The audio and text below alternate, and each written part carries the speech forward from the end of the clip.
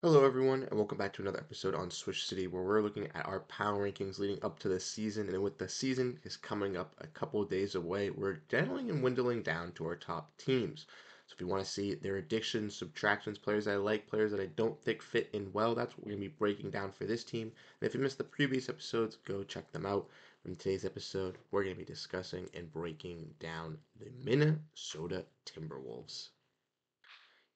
So let's look at the Minnesota Timberwolves additions, subtractions, pieces they lost, and where I ultimately think they come in at this ranking, finishing in top four. So ultimately, with the Timberwolves, they went out and made some moves. They surprised a lot of people, finishing top of the Western Conference with a top tier team, and made some changes to that squad as well that fans were definitely shocked by. So let's dive in and let's look at it.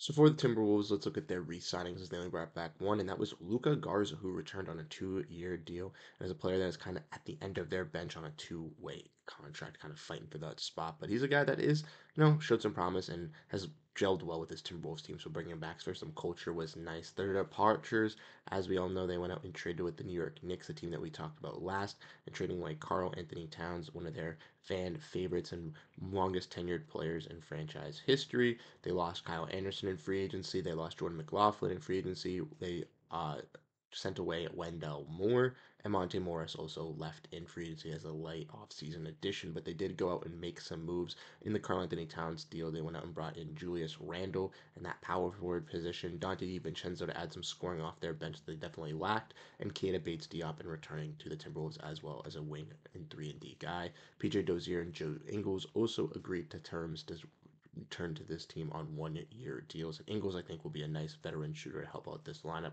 with Dozier's and then another young piece for this Timberwolves team to believe in.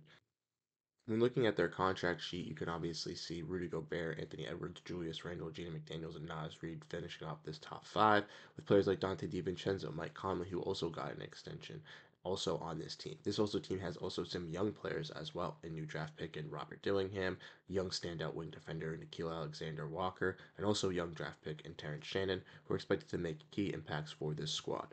Josh Minott has also looked very, very solid as well throughout the preseason, and he's a guy who maybe could earn some minutes with this squad throughout the year if they have some injuries. So now that we've looked at the Timberwolves roster and kind of gone over that, let's kind of look at some players that I like and some players that I definitely don't think really fit in with this team and could be moved throughout the future.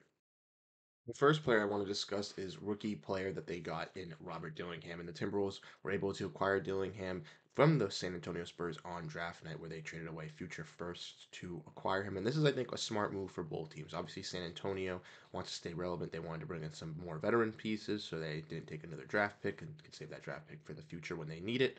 And also, the Timberwolves got a young piece that could kind of help them off the immediate, like we said, and kind of broken down. The Timberwolves last season, when Mike Conley was taken off that bench, kind of lacked some scoring depth in that point guard position, and they brought in Monte Morris thinking it could add to it, and it did a little bit, but didn't really take it over the top for the Timberwolves. So they went in with a younger piece in Dillingham who can kind of learn from Mike Conley, and maybe can transition to being that point guard for the future, which I think is huge for the Timberwolves in staying relevant and making sure that they have enough young competence to run with Ant for the foreseeable future as well. Ultimately, I think Dillingham is going to be able to provide a nice spark plug off the bench. And even if he doesn't provide immediate minutes for the championship pushing team in the Timberwolves, he can still be used as a spark plug off this bench as depth if they run into some injuries. Ultimately, I think Dillingham is going to insert himself and find himself a nice role with this Timberwolves team for the future. And I think that Dillingham is going to cement himself a nice long career in Minnesota alongside Anthony Edwards. And next is one of their newest acquisitions in Dante DiVincenzo. And like I said, similarly with Robert Dillingham, I think DiVincenzo brings some nice scoring off this bench. I also think DiVincenzo could fit into this team in a starting lineup role, running with Anthony Edwards as a small forward, and it allows a lot of utilization with this Timberwolves team. I think that they have a lot of different lineups that they can run. They have a lot of guys that can start and be starters for this team, and I think that's something that's very interesting. Players like DiVincenzo and Nas Reed may be coming off the bench, but may finish in some games for this Timberwolves team, which may be good for this Timberwolves squad to have that added spacing and scoring for a unit that realistically lacks it, and with losing Karl Anthony Towns, loses their best perimeter shooter. Now, adding a player in DiVincenzo, I think, is going to be huge, and like I said, he can kind of fit and play off the bench. You can play some point guard minutes, you can play the shooting guard. You can really ultimately use him in different moments, and I think that's big for the Minnesota Timberwolves, and I think that's going to allow them to run a lot of different units, a lot against a different different teams and send a lot of different schemes for teams, which will allow them to be very, very dominant.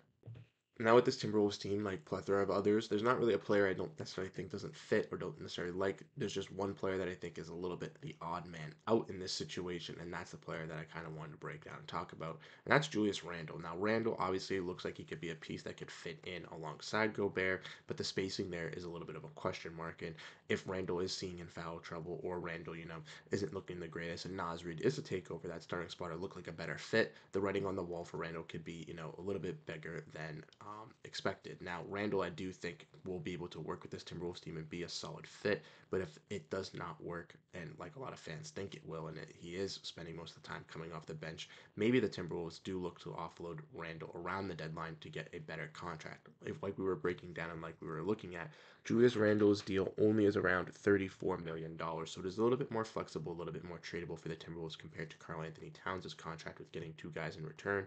So if they were to look to move off Randle to another championship team looking to make a playoff push where he was to be added to be a second or third star for that roster, and the Timberwolves were to get some additional role players to help them out in spots that were needed, I think a team could be done to help out both teams. But I wouldn't be shocked if Randle does stay and finish out the year with the Timberwolves as well.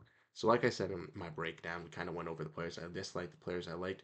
So let's kind of get into this record prediction. And like I said, they have been wonky, but I do think that the Timberwolves are going to be a top tier team in the West. So, like I said, let's look at this record prediction and let's get into it. 60 and 22 for the Timberwolves, coming in at second here in the Western Conference and barely edging out the Dallas Mavericks by one win here. And ultimately, I think the Timberwolves are going to be a top tier team. They were kind of going back and forth with the Dallas Mavericks, and ultimately, from what I've seen from the preseason, both teams look solid. But I did think the additions of Randle and Dante DiVincenzo would stunt the growth of the Timberwolves a little bit more, and it hasn't really been showing as much through the preseason as I thought it would. I thought there'd be a little bit more glaring issues, so I decided to put the Timberwolves back at the two spot where I think they'll finish out. Anthony Edwards once again had a fantastic season last year, and I only see him taking more leaps. Rudy Gobert is still going to be a solid defender. They once again have great players in Mike Conley and Jaden McDaniels that know their roles to step up, and Nas Reed and DiVincenzo I think will be a very, very great shooting added to this squad, and ultimately I think this team is going to be a tough team to beat in the Western Conference. Let me know what you guys think down below in the comment section. What did you guys think? Do you guys think my ranking on the Timberwolves is too high, too low? Do you guys think that the Timberwolves deserve to be at this ranking? Let me know. Did you like the analyzations? Did you think that they were spot on? Like I said, you guys have been absolutely fantastic in supporting the revitalization of this channel, and it's been really, really supportive.